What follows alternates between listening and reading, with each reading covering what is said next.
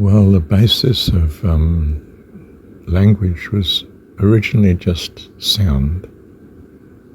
The sound that you make, they weren't lip reading, I don't think. You know, if you like, early people, however many millions of years ago we're talking about, or less or more. It was the sound.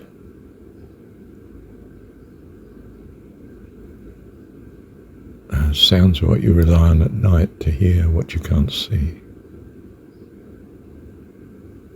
Unless you've got artificial light, the way we've done it now. Even the sound of the hammer coming down at the auction, it's, in some sense, it's the judge, it's the law, it's said, it's hammered home.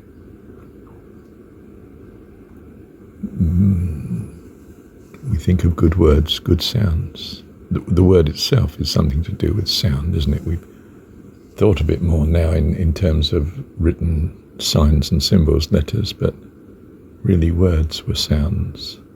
Combinations of sounds together form words.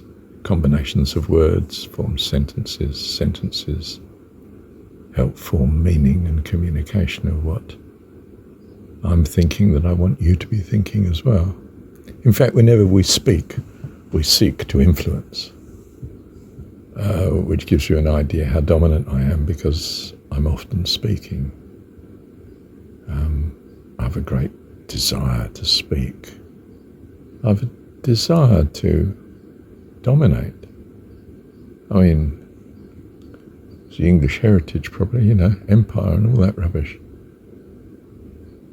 But do you see, it's by sounds. You can always tell an upper class person on the train in England, you can hear him a mile off and you think, oh, that chap's such a pain. He just loves the sound of his own voice and he's pronouncing it as he understands it to be perfect Queen's English. To show you that he is someone and you should be listening to what he's saying. Insufferable, isn't it? It's my heritage too. Oh no, it's not. I've been born again. I'm born of God.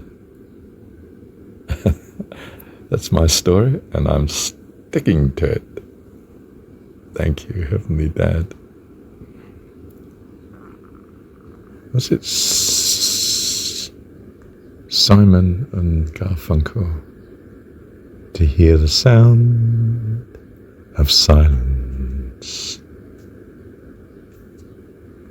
Hello, darkness, my old friend. I've come to be with you again. Haunting sort of loneliness there, wasn't there, in that song? And of course, so many of the youth, 60s, was it late 60s? Or was it mid-60s? I don't know. But they could identify with that. And it's a bit like, Bob Dylan. Why was he such an incredible impact on youth? Just could relate to them fantastically. He said what they were feeling in their language, using their sounds and their emotion in the sounds. I mean, Bob Dylan could not sing. I mean, the most awful voice, really. But it was so uniquely him that it was a delight to listen to. I mean, if you were of that era.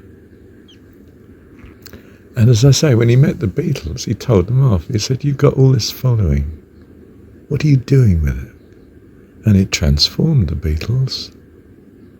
They realised they had a mission, a calling. And suddenly their music, their songs, the words became all very, very spiritually purposed. Bob Dylan himself, of course, came to believe in God. Perhaps not quite acceptable to the Christian religion view of God, but very acceptable to Bob Dylan and to God. He got a bit close to religion when he recorded something called "You've Got to Serve Somebody." You've always got to serve somebody. You're either going to serve God or the devil, you know. But again, it was his tilt on even the Christian religion. It was good. You could appreciate it even if you were secular. But you see, youth was secular, yes, from the religious point of view, but fascinated by what was then New Age spiritualism. And that fascinated them. So you could become spiritual in your music, whether it was something like Bob Dylan or pop stuff, more like the Beatles, or less, more like the blues sort of thing of the early Black American genre. But it speaks to the people in their language, in their mood, in their emotions and in their need. Sound. S, ow, n, d.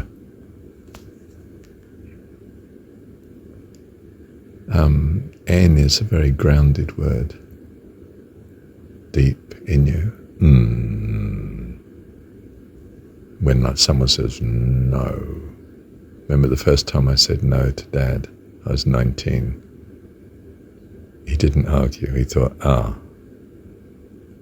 I think my son is someone to be reckoned with. Just a bit cautious.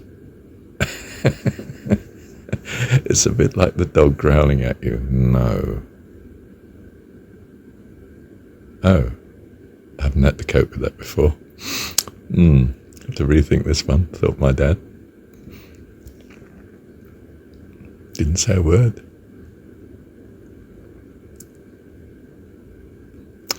I can't remember what happened. Oh, it was the chaos time of family life. I don't want to revisit that, do I? The word ground is interesting, isn't it? G, as in growl. Growl. N, d. It's absolutely boom. Ground into the ground. Yes, and with sound too. Early communication, I think, was appearance, posture, actions, and the sounds you were making. I mean, you can cry for help. In any language, they know it's a cry for help. It's the way you're doing it. And the volume, of course, if it's a emergency. Or an amazement. Or an awesome reaction. Just speechless, but there's a aspirate sound.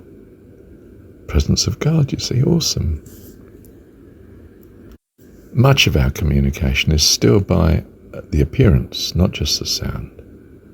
The manner, the way you're looking, the way your mouth is at present, where your eyes are, the tilt of your head, the posture of the body, your movement or lack of movement, the blink of an eye, glancing away even, oh my goodness, folding the arms, if your audience is folding its arms, change tack fast, give up or walk away, but don't keep going the way you're going. It's not achieving anything good at all. They've closed up. They may have just become interiorized because you've said an important point and they're mulling it over, not listening to what you're saying, but you may as well stop or change track at least. In fact, like with lie detectors, it's reckoned to be the way you can't lie. In fact, you can't cheat because your mannerisms and so on, your way of talking and so on, gives much greater evidence as to what you're really thinking, your mannerisms, your actions, and so forth. How do you cheat? a lie detector. You have to become like the perfect actor. Who was it, the president, who said, stared his denial straight into the camera? He was a good actor.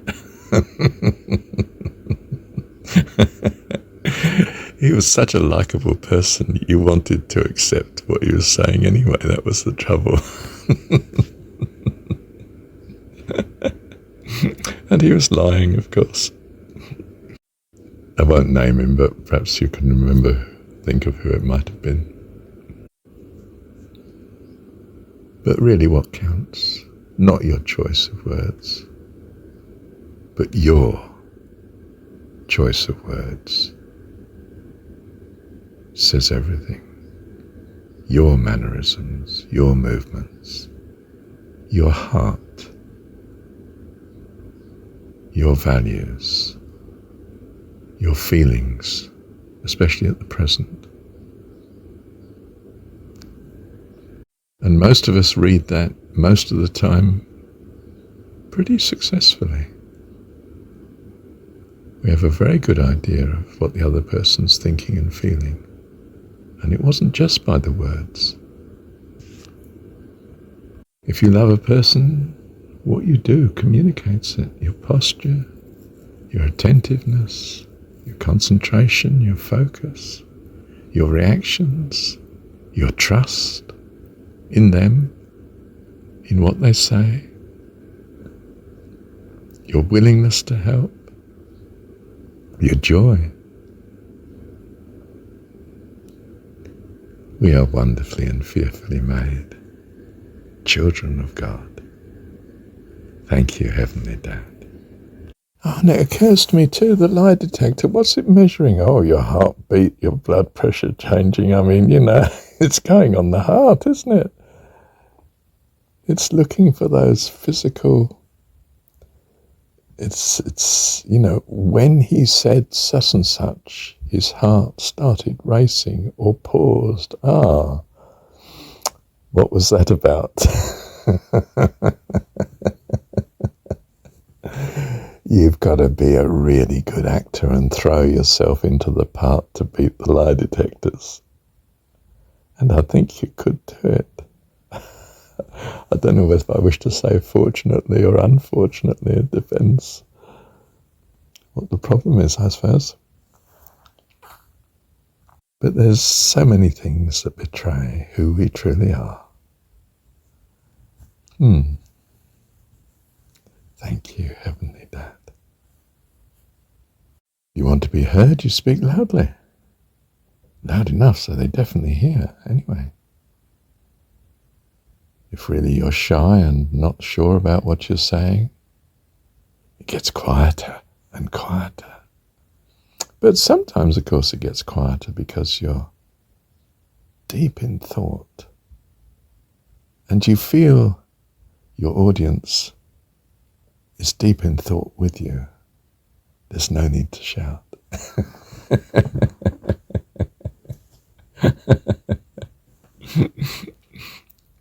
What's your main defense against the salesman? Pause. Time. Make no decision on the premises. Wait.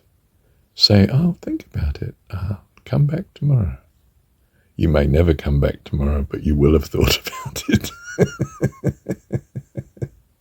And made a much better decision when you get away from the deception of the words and even his manner, which is so encouraging and to your benefit. I mean, just think how much better you will be if you own this product that I'm selling. So a key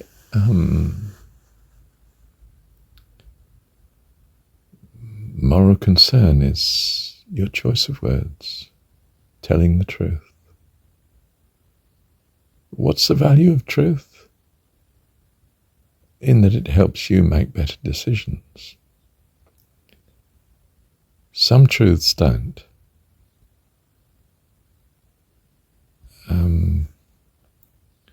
Some truths are just gossip. defame others, and manipulate you, perhaps. So in the Buddhist understanding of things, the worst sin, if you like, if you want to use that Christian type word, was gossip. Not because one bit of gossip is that damaging in general,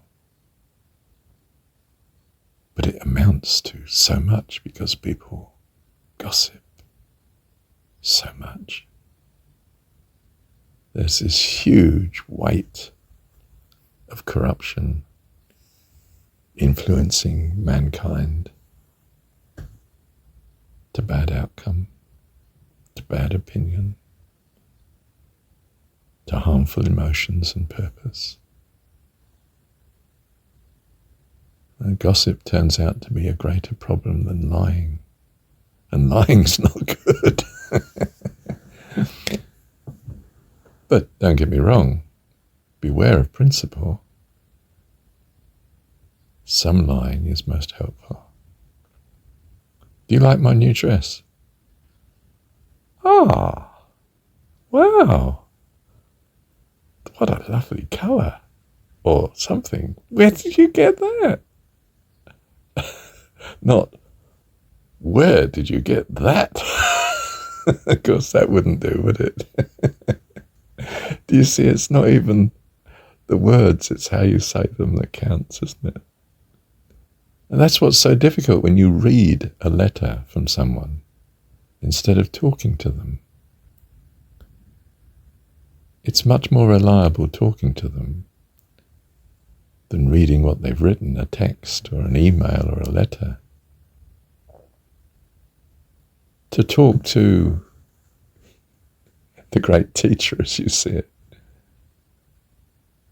to hear him talking to you and see him talking to you. Oh, goodness, Marshall, you've made a mistake in that case. Why are you hiding your face? Well, I'm not sure. I think the sheer amount of technological work in making a moving video compared to a still picture, I can concentrate much better just on the thought. And really it's, my words are only dressing my thoughts, aren't they? Trying to communicate my thoughts. Wouldn't you communicate better then if you were, yeah, I would, if someone else was attending to the video side of things. I don't mind sitting in a podcast. Except that then, if it's with someone else, it's being influenced by the way their mind and their questions are going and their ideas. And you might not want to be part of some of that because they're a different person to yourself. But you become associated with it. You know, we're known by our company, aren't we? Keep good company. Very important. Bless you. Thank you, Heavenly Dad.